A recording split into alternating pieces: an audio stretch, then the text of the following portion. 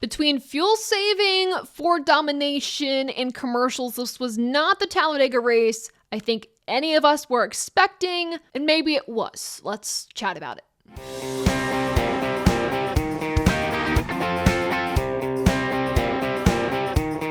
Hey everyone, my name is Taylor Kitchen, and welcome back to Above the Yellow Line, where we do motorsports media your way, talking about NASCAR literally all the time.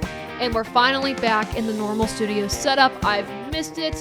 But no, it was really fun traveling the past month. It was literally life-changing. If you want to hear more about my adventures, my travels to the track and beyond, make sure to follow me on social media and subscribe to this channel for more fantastic at-track content. But we're not here to talk about that. We're here to talk about Talladega, and legitimately, I thought this was finally going to be Ford's day. They have yet to win in the top 3 national NASCAR series. Cindric won Stage 1, Logano won Stage 2, Michael McDowell dominated practically all of Stage 3, and of course, it all came crashing down on that final lap. Michael McDowell did an excellent job managing every single lane that was trying to fight against him for the lead. He blocked really good runs, and he did that very solidly. So good for Michael McDowell. It came down again to that last lap where right behind him was Brad Keselowski and Noah Gragson. Again, 3-4 drivers leading the field with the chance to win. On that last lap, though, Brad Keselowski tried to make his move. He went high. Michael McDowell blocked that.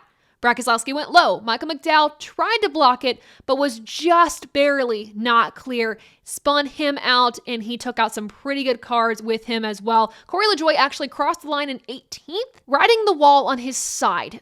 So that's, again, very Talladega-esque. I'm glad he is okay. And with that slight contact between Keselowski and McDowell, it really killed that momentum from Brad Keselowski and Noah Gragson, who was really committed to giving Brad Keselowski the push he needed to get his first win in a long time. And as that Ford line stalled out, Tyler Reddick in his Toyota was victorious, getting his first win at Talladega in the Cup Series and his first win of 2024 with Michael Jordan at the track. Very good day for that team, at least for the 45. We'll talk about the 23 and even the team owner of Denny Hamlin a little later in the show. Brad Keselowski ended up finishing in that second position. I do firmly believe that if McDowell did not pull that double block on Keselowski, Keselowski would have won this race. But again, I do understand the gravity of pulling a move like that. McDowell wants to win his way into the playoffs just as much as Brad Keselowski does too. So I get it, it's a racing deal, you move on, but man, this was one that I think totally got away from Brad when it's all said and done. In third place, Noah Gragson. Fourth, we have Ricky Stenhouse Jr. This is his first top 5 of the season. Right behind him in fifth, we have Alex Bowman. Let's talk about the 6th place finisher of Anthony Alfredo. Typically at Talladega, it is a track that's not nice to many drivers. This weekend though, Talladega was Anthony Alfredo's best friend. He had top 10 finishes in both the Xfinity Series and the Cup Series,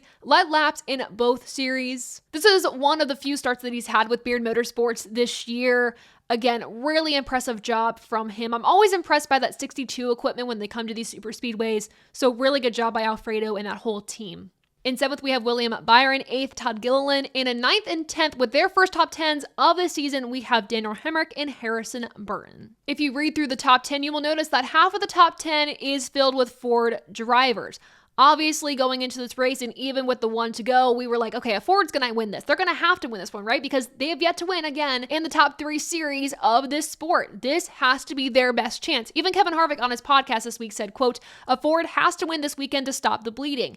And to that, I agree. And to that, I also don't. I think having a Ford driver win this weekend is a lot to ask, considering how brutal Talladega can be and how unforgiving and unpredictable it can be. Again, I also realized that coming to the one to go, we had 3 Fords perfectly lined up in contention for the win until just chaos ensued. So for me, I would give the Fords 2 more races before I hit the panic button. Obviously, this was a really big miss by them. But again, we have a big stretch on the schedule coming up that is all like mile and a halves, intermediates, those type of style tracks. Again, where this dark horse is struggling right now. But again, that is a normal part of the schedule where we can at least see some consistency. And I will say, if we don't see a Ford, again, when in the next 2 races, that's when I'm going to get concerned. So not pressing the panic button just yet, but again, it would have been nice to have a Ford win this weekend to stop the bleeding, as Kevin Harvick says. I told you we would get back to the Toyotas and half of that 2311 team, or ownership group, I guess I should say. Talking about Denny Hamlin and Bubba Wallace. They unfortunately did not finish this race, but They were in position to potentially win this race with an amazing call by the Toyotas, a great strategy call with a little over 30 laps to go. I think it was around like lap 36. Most of the Toyotas came to pit road to top off on fuel. This meant that they could go full throttle around the track and have plenty of fuel to spare going to the checkered flag, which made everybody else, every other car on the track, kind of nervous. They were in a fuel-safe situation. It would have forced them to make some really weird strategy calls in the race, so the Toyotas were on it. It was a big brain move, so solid until it wasn't. With around 33 laps to go, the Toyotas had come off of pit road. They were nose to tail on track, and Kevin Harvick explained this really well, that in turn 3, you have the tunnel that goes to the infield, and because of that tunnel, you have some bumpage, I guess I'm going to call it, on the track in turn 3. As these cars are nose to tail, they're already a little squirrely because they're trying to push each other into the turn, which you shouldn't do, and then going over these bumps. It caused some chaos. Eric Jones got sideways and slammed head-on into the wall. It was a terrifying, massive wreck. Also involved in this were Denny Hamlin, Bubba Wallace, John Hunter Nemechek. This brought out the caution where the field was able to go to pit road, so that fuel strategy kind of just evened out at the end of the day. Also involved in this group, but were not involved in that crash, Tyler Reddick, Martin Truex Jr., and Ty Gibbs. I did want to give an update on Eric Jones. He was able to get out of his car with some help. He did give an interview at the Infield Care Center with the media, and then following the race, according to Dustin Long, NASCAR announced that Eric Jones returned to the Care Center and is being transported to a local hospital for further evaluation. So we'll keep you updated on TobyChristieCom with anything that comes from that. So hoping all is well with Eric Jones, and as we transition into kind of our big story of the race, we talked about the Toyotas and how they had this big strategy to potentially be the best of the rest when it came to a fuel strategy. Let's talk about the fuel save issue that we've had with this Gen 7 car. Toby Christie actually talked to Chris Buescher all the way back at Daytona at the beginning of the season, and Chris Buescher said that this issue with fuel save has been ramping up since they started running the Gen 7 car, but it just keeps getting more prevalent and more prevalent. So why is this a problem now more than ever? In my opinion, from what I've seen throughout these seasons with the Gen 7 car, a lot of it has to do with track position. Getting track position in the Gen 7 car is much more difficult. So you're trying to stay out on track as long as possible so you don't have to short stop a stage to go to the back of the pack and try to work your way up to the front, because on a Superspeedway race, it's literally impossible unless you're able to get a group of guys to go with you, making things 3 wide and you jump to the front like we saw with BJ McLeod, for instance. He was able to do that and go from the back of the pack to the front pretty quickly earlier on in the race. But even then, once you get to the front of the field, you start burning your fuel so much that you're not able to make it to the end of the stage, and it causes a lot of issues. With that whole track position conversation, Denny Hamlin said, I believe this was last week, that, quote, the days of Dale Earnhardt going from wherever to the front, it just is impossible with the way that we draft these next-gen cars. So track position is a big part of this problem. You don't want to spend a whole bunch of time on pit road because you'll lose track position. You don't want to make more stops than you have to because of track position.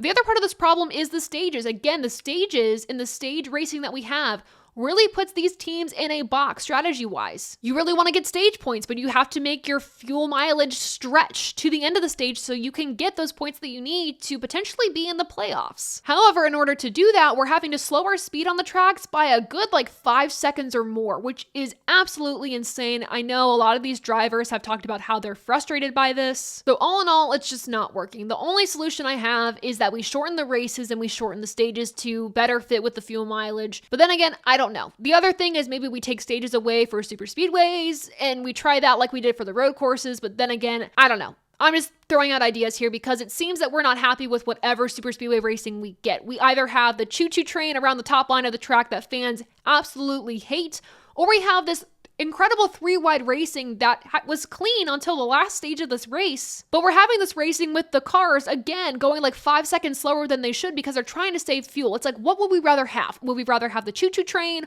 or the 3-wide racing that's a lot slower? I want neither of those. I want us to figure this out. But if I were to pick one, I would choose the 3-wide racing. We can't win. NASCAR fans can't win. The drivers can't win. I don't understand, but there's a lot of complaining happening. I understand. I'm one of those complainers as well. But it's can we be happy with one thing?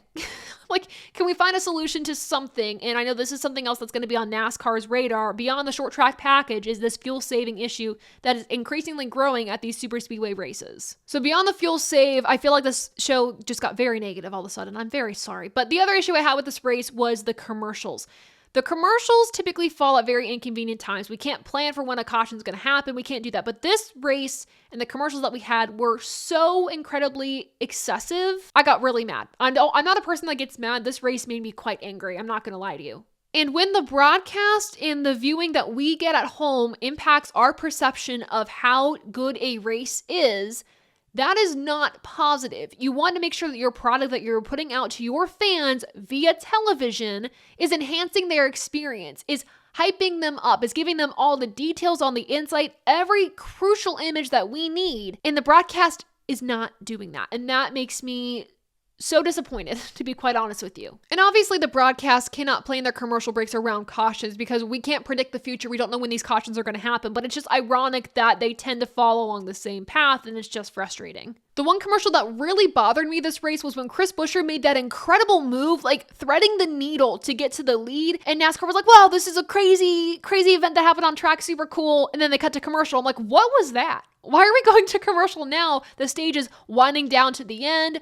What are we doing? One of my followers that was watching in Germany actually said the German commentators actually joked about that particular moment, saying that the stage is about to end. Now it's going to get exciting. And just like that, the Americans go to commercials. So much for building suspension. And that's the thing. A lot of how these commercials is cutting the suspense that we, the fans, have at home during these races. And again, it kills our experience. If you want more opinions on the commercials with these races, go to Jeff Gluck's Twitter page. He had some really good thoughts and insight about this that I retweeted over and over again. But yeah, this race was just not it for me. Between the fuel save, between the commercial experience, and I hate to factor in my broadcast viewing experience to my race rating, but for this race, it really just had to. I'm going to give this race a 66%, and for me, I feel like that might be generous. It is above the yellow line, which is a positive, but this was one of the worst Talladega races I think I've seen, or I at least remember watching in my time as a fan. So I hate to say that. Again, I way more prefer three-wide racing than I do the choo-choo train racing that we see. But when these drivers aren't able to race and they're just waiting around to make something happen when the fuel mileage is good to go, that's not racing to me. So this is a 66% above the yellow line. I might change it down the road.